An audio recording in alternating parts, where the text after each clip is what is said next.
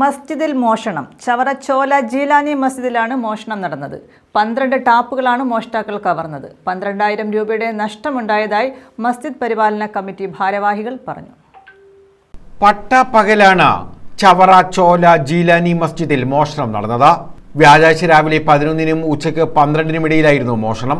12 ടാപ്പുകളാണ് ഇവിടെ നിന്നും കവർന്നത്. ഒരു ടാപ്പിന് 1,200 രൂപ വില വരുമെന്നും 12,000 രൂപയുടെ നഷ്ടമുണ്ടായതായും മസ്ജിദ് പരിപാലന കമ്മിറ്റി ഭാരവാഹികൾ പറഞ്ഞു. നമ്മുടെ പള്ളിയിൽ വാട്ടർ ടാപ്പുകൾ 12 ടാപ്പുകളാണ് നമുക്ക് 11-നും 12-നും ഇടയിലായിട്ട് ഇന്ന് രാവിലെ മോഷണം പോയിരിക്കുകയാണ്. നമ്മൾ കേസ് കൊടുത്ത് പോലീസ് സ്റ്റേഷനിൽ പരാതി കൊടുത്തിട്ടുണ്ട്.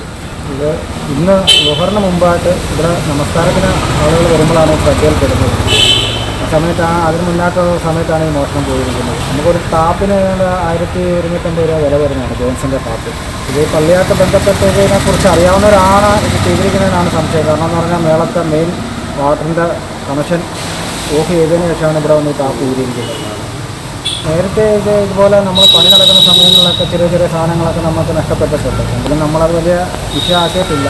ഇപ്പോൾ പക്ഷേ നമുക്ക് ഏതാണ്ട് 10-15,000 അടുത്ത് ഇപ്പോൾ ഒറ്റയടിക്ക് നഷ്ടപ്പെട്ടിരിക്കുന്നത്.